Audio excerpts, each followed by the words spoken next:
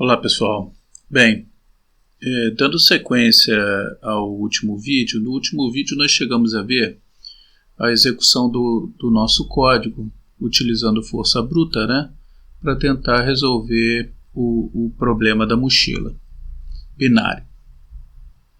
Nós vimos aí que esse tipo de solução apresenta alguns problemas, né? Inicialmente, eu vou até rodar aqui junto com vocês, vou abrir aqui um terminal, né? Vamos compilar novamente o nosso código, só para garantir. Força bruta força bruta.c, usando a biblioteca matemática. Muito bem.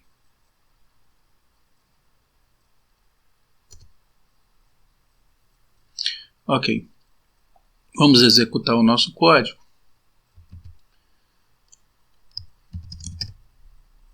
Força bruta, e como a gente fez no último vídeo, nós vimos que, por exemplo, com 15 produtos, a solução foi encontrada rapidamente, sem maiores problemas. A grande questão começou a ocorrer quando a gente começou a rodar aí, por exemplo, até com 20, o tempo de espera não é tão incômodo assim. A gente viu aí, levou um segundo, alguma coisa para executar. O problema maior é quando a gente começa a utilizar coisas como, por exemplo, 22 segundos, 22 produtos, né? Aí a coisa, quer dizer, de 20 para 22 já começa a incomodar o tempo de espera, né? Para a gente ver o que está acontecendo, tá? É lógico que, como a gente comentou no vídeo passado, esse tipo de problema ele escala o número de cálculos rapidamente de forma exponencial, 2 elevado ao número de produtos que eu estou passando para ele testar. Eu demonstrei isso no vídeo passado. Mas para a gente acompanhar isso em tempo de execução, eu vou pedir para vocês façam uso de um software. Eu vou abrir um segundo terminal aqui, onde eu já tenho ele instalado, mas vou mostrar aqui como é que seria a instalação. Sudo apt install htop.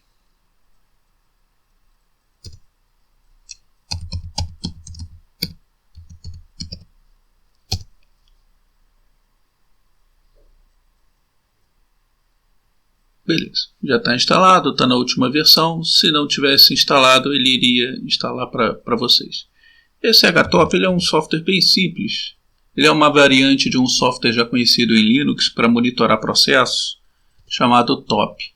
A diferença do htop para o top é que ele tem essa parte visual aqui, né, que é interessante, que a gente pode ver os núcleos de processamento, tá? Além de poder monitorar aqui os processos. Pois bem, eu vou fazer o seguinte, eu vou rodar novamente o meu software, tá?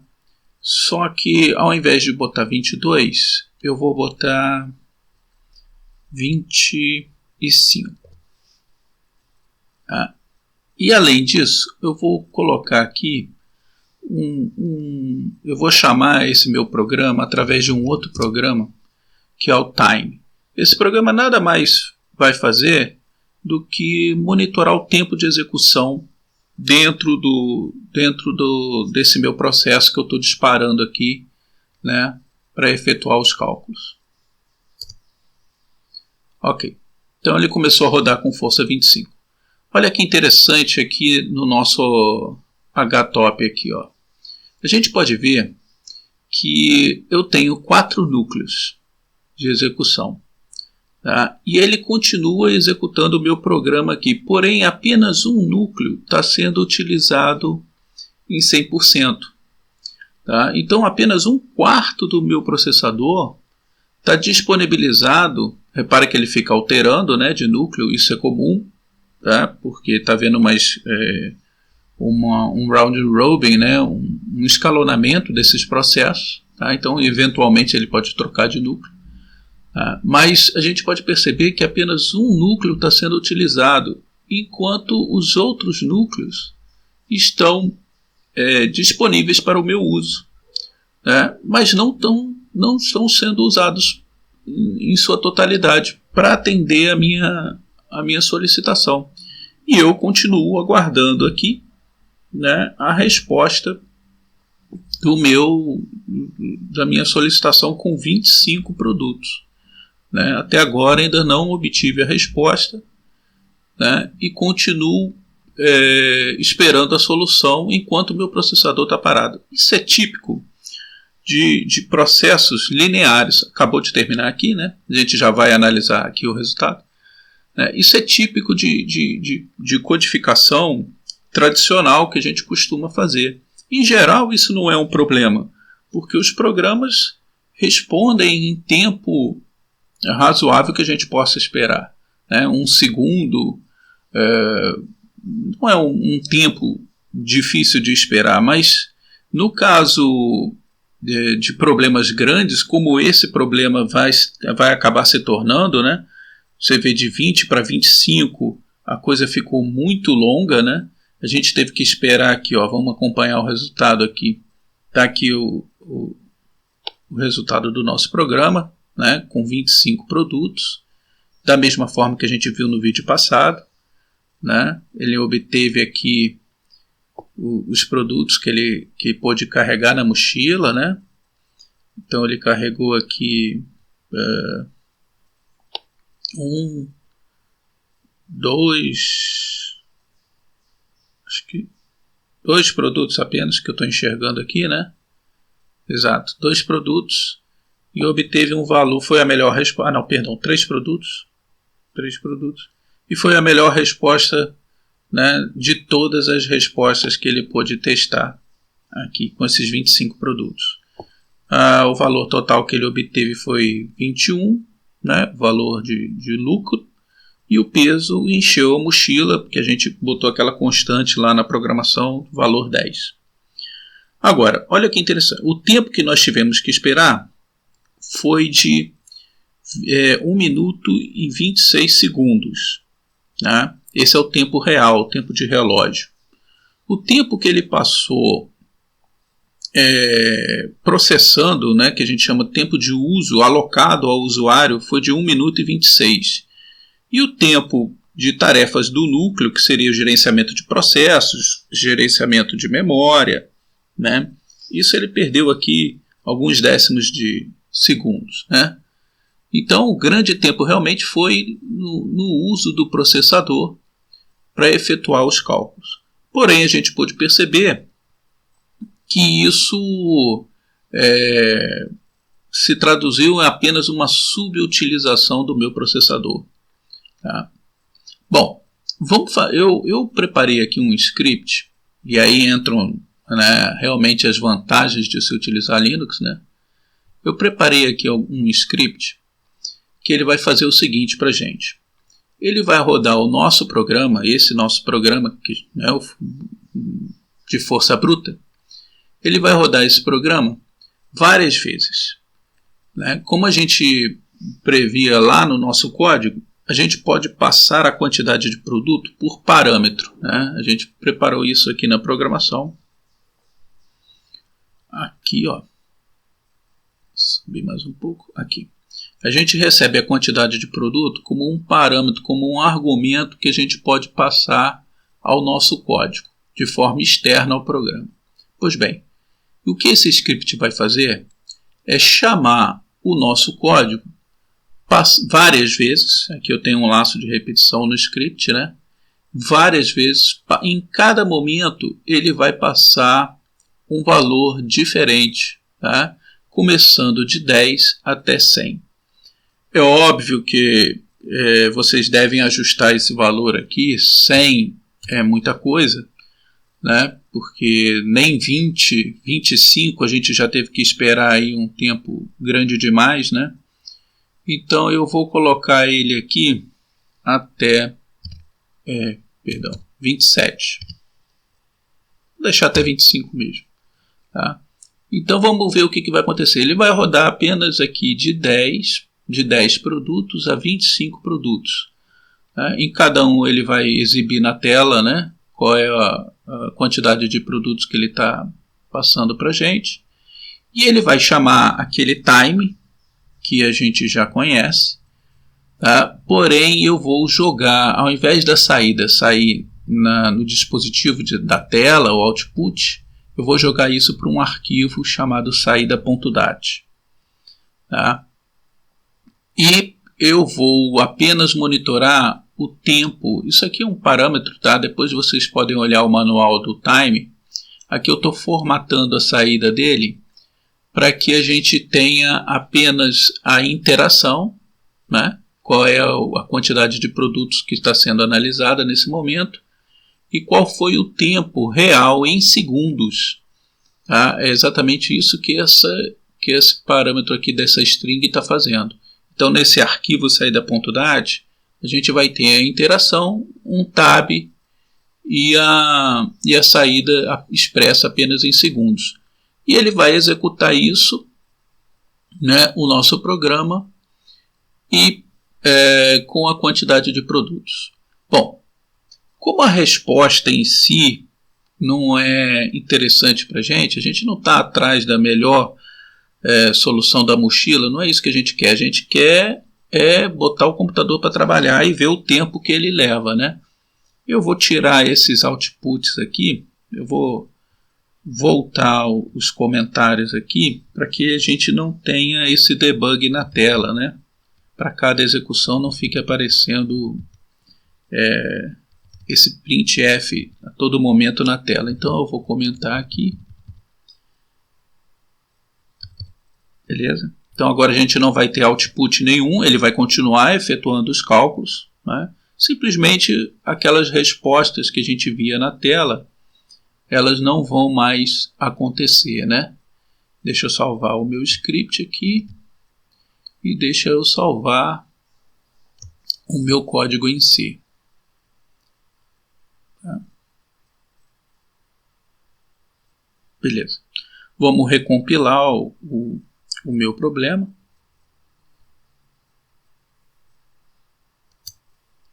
O código da mochila agora foi recompilado sem esses printfs, né? E o script está salvo aqui. Então agora, ao invés da gente executar, vou deixar aqui o htop para a gente ver, né? Ao invés da gente executar o meu código diretamente, chamando o código, eu vou rodá-lo através do script, que vai chamar o código várias vezes. Então vamos lá. Beleza.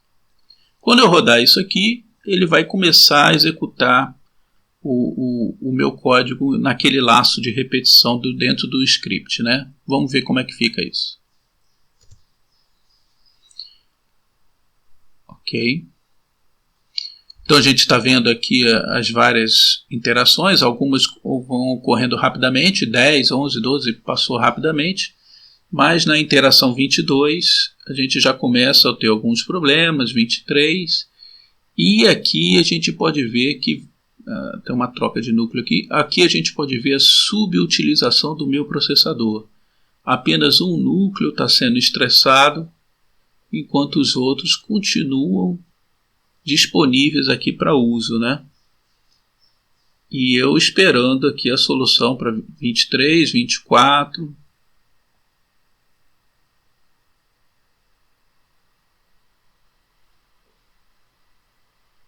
Vamos aguardar o término.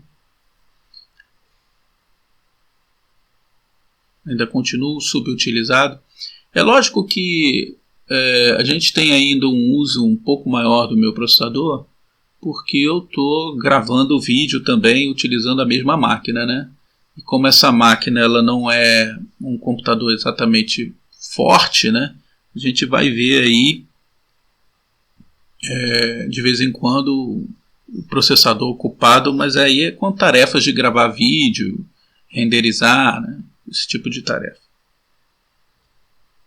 Bom, já no 25 a gente já tem que esperar bastante.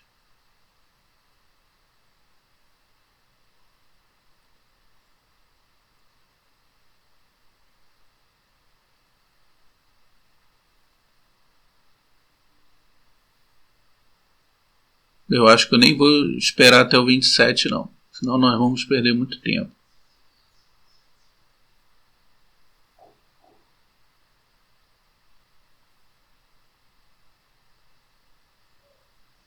Vou deixar só terminar essa interação 25, né, com 25 produtos, e aí a gente já interrompe para ver o que aconteceu aqui.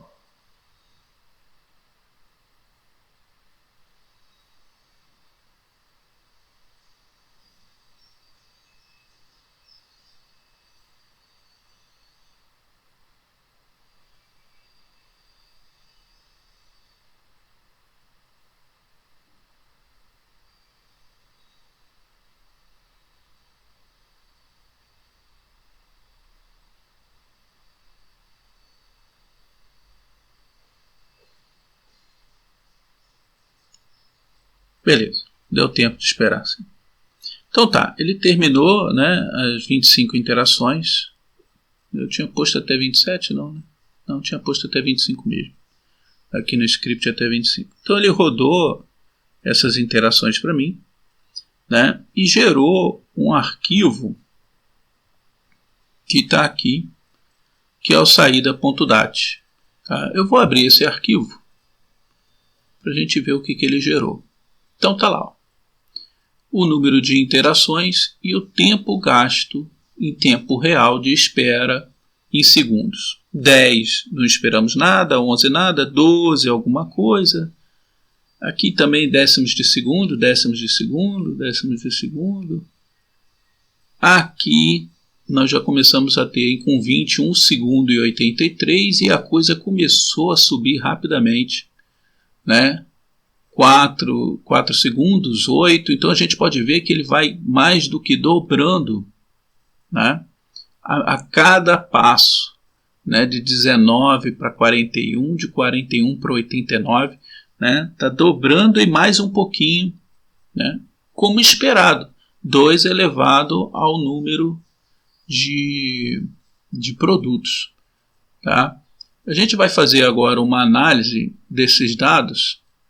Vamos ver isso só para a gente ter uma ideia graficamente desse resultado. Eu justamente gerei essa saída para a gente poder fazer uma análise gráfica desses dados aqui. Tá? Vamos ver como é que isso vai funcionar.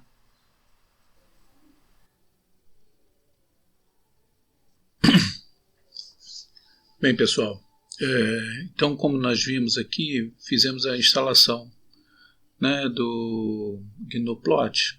Vamos fazer e agora que a gente tem também aqui os dados, né, que já foram gerados, vamos fazer uma avaliação aqui desses dados. Antes de mais nada,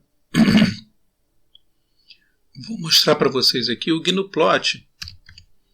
Ele é um software bem interessante, uma interface matemática, né, que vocês vão poder plotar aí os dados, fazerem ajustes de curva. É uma ferramenta bem interessante aí para trabalhos científicos, né, com gráficos. Pois bem, a primeira coisa que a gente vai fazer aqui, a gente já viu os dados, né, eu já mostrei para vocês os dados que a gente tinha, né, vamos dar uma olhada aqui mais uma vez. Eles estão nessa saída.dat. Então vamos ver aqui.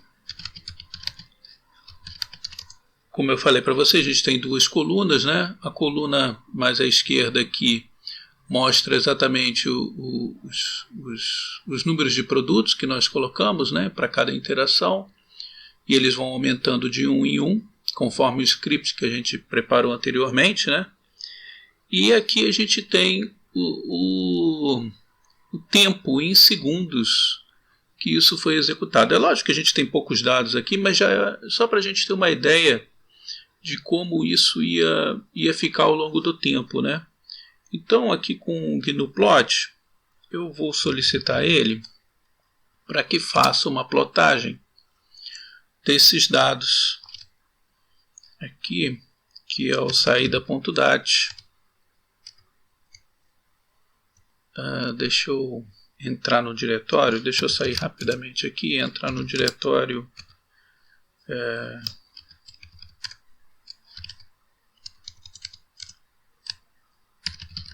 onde estão os dados, documentos,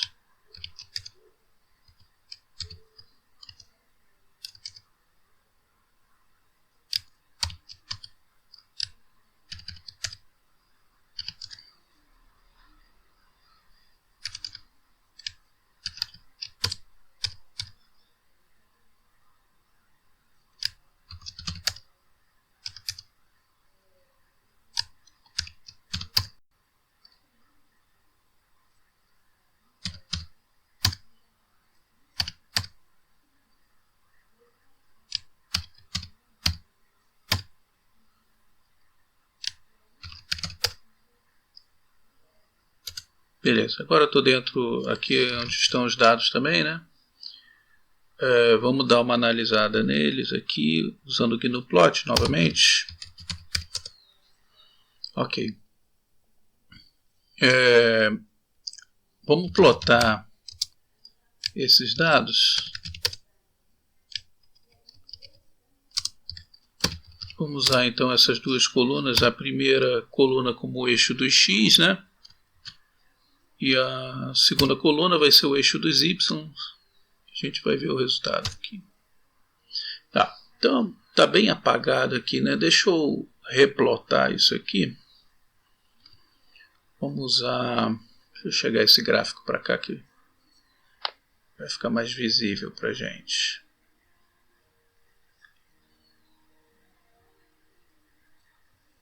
Ok. Vamos plotar eles aqui.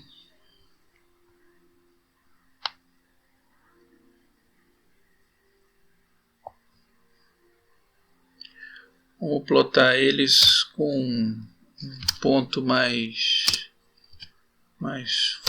definido. Então tá lá, né? Então olha aqui, a gente pode observar, aqui são os valores próximos de zero, né? Inicialmente eles vinham muito próximos de zero, tá? E a partir do 22 aqui, né? 20, 22, a gente tem um crescimento e ele se alonga, né, rapidamente aqui, né, chegando perto lá dos 90 segundos, né? Bom, então vamos fazer o seguinte, vamos dar um nome para esses eixos aqui.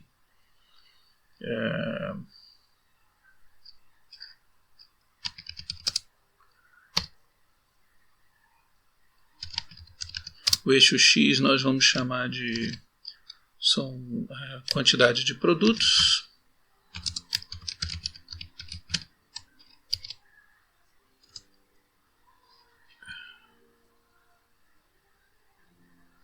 Perdão, X range não, X label.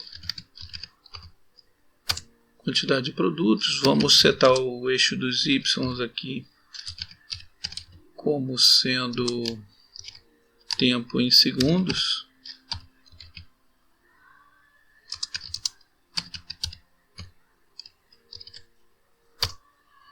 Né?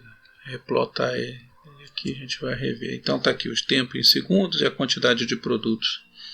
Né? A gente pode ver uma característica já aqui de cara que realmente esse gráfico ele é exponencial. Né? Eu vou plotar ele usando linhas aqui.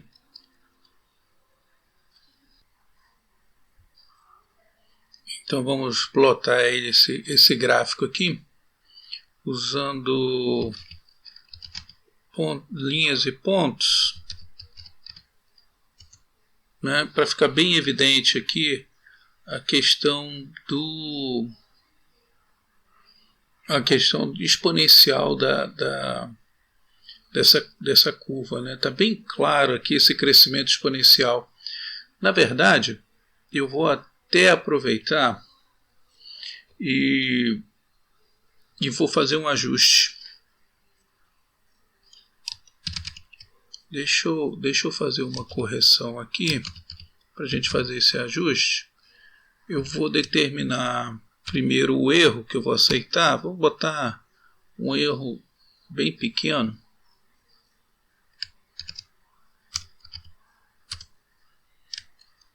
E um número de interações Vamos deixar ele bem grande aqui, ó, umas 500 interações, né? E vamos criar uma função. E para provar que essa função ela realmente é 2 elevado a alguma coisa, vamos fazer aqui uma função f de x exatamente dessa característica, né? Um a que multiplica um 2 elevado a n, no caso aqui x, né? Que é o eixo do x, 2 elevado ao valor do eixo do x, certo? Isso aqui mais um b, só para ter uma constante para a gente, uma equação de segundo grau aqui, né? De 2 elevado, perdão, uma equação de segundo grau não. Uma equação aqui exponencial, né? E vamos agora fazer um ajuste nessa aqui pelo método dos mínimos quadrados. Vai ser um ajuste não linear, né? Então vamos ajustar o f de x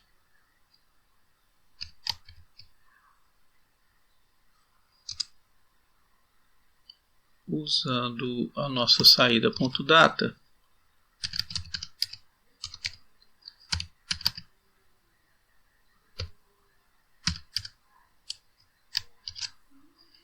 E usando esses dois valores do saída ponto data, 1 e 2, x e y, né? Para ajustar os valores de a e b dessa equação aqui que é o f de x. Com isso aqui ele vai ajustar a equação f de x aos dados de saída ponto data, nos parâmetros a e b. Ok, então foram necessários 11 interações, né, para fazer essa convergência. Ele achou aqui um erro até razoável aqui, né? Achou um valor para A, um valor para B. E vamos plotar esse cara então, novamente. Só que agora eu vou usar o f de x também. Vou pedir para plotar o f de x também. Além do saída ponto date. Olha lá. Então, vamos dar uma olhada aqui no nosso gráfico. Então, ao saída ponto date é esse azul mais claro aqui, né? Um azul, né? Não dá para ver bem aqui. E a gente vê a curva de f de x sendo esse roxo aqui, né? Sendo esse roxo aqui. Então a gente pode ver aqui que eles estão se sobrepondo com bastante precisão, né? Visualmente aqui dá para ver que é bastante preciso, né? Deixa eu aumentar um pouquinho também essa linha aqui, fica mais evidente. Olha lá, engrossar um pouco essa linha também do f de x. Então a gente pode ver aqui uma coincidência, né, muito grande desses dois gráficos, né?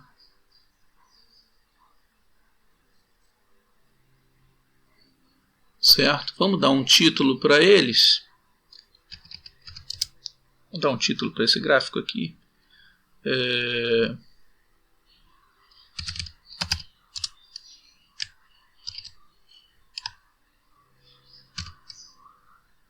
Processar tempo. Vou botar assim, gráfico. Os acentos aqui não funcionam bem.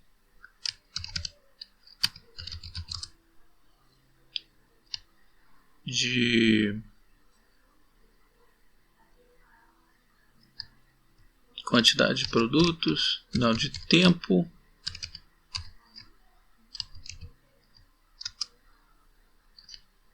Tempo de processamento pela quantidade de produtos.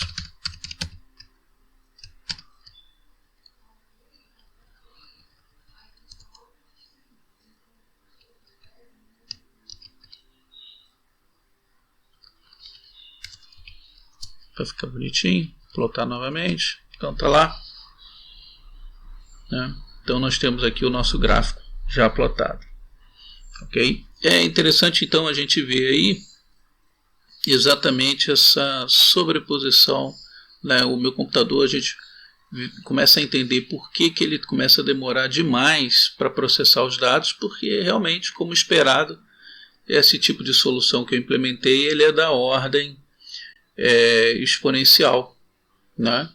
O crescimento é muito rápido e aí realmente fica difícil para o meu computador me dar resposta num tempo adequado, né? Para confirmar se isso realmente é exponencial, eu vou plotar só os meus dados sem a função, só para a gente ter certeza. É óbvio que porque a gente sobrepôs uma curva exponencial, né? Mas de qualquer forma eu vou plotar só ele e vou transformar esse gráfico numa escala logarítmica e vamos plotar novamente. Olha lá, fora esses valores iniciais aqui, que são muito pequenos, né? Mas a gente pode ver que os valores restantes, a gente tem uma reta, né, crescente. Então nós temos aqui, numa escala logarítmica, né, uma reta. Significa exatamente que estamos lidando com um valor de ordem exponencial, tá, de crescimento, tá? Tirar dessa escala logarítmica aqui.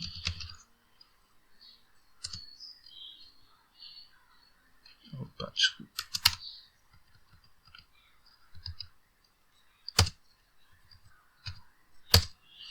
Tá legal? Vamos plotar novamente a curva. Muito bem. Ok? Então essa é o nosso estudo do processamento desse nosso código. Tá? Como a gente pode ver, é um problema de difícil solução computacional. Difícil porque o tempo gasto cresce rapidamente, né? Mais umas 3 ou 4 interações levariam horas e mais um pouco levariam dias, semanas, meses. Quer dizer, ficaria impraticável fazer dessa forma, tá? Num próximo vídeo a gente vai analisar aí como seria essa solução, como que a computação paralela pode nos ajudar um pouco. Nesse caso, como se trata de um crescimento exponencial, a gente tem que mudar, na verdade, a abordagem, né, para resolver esse tipo de problema, né? A gente não pode usar aí uma programação convencional, nem mesmo a programação paralela. Mas com a programação paralela a gente vai adiar um pouco esse problema, né? Vamos ver o desempenho da nossa máquina trabalhando de forma paralela, e até porque a gente vai entender como funciona a programação paralela. Tá bom? Até o próximo vídeo, pessoal. Obrigado.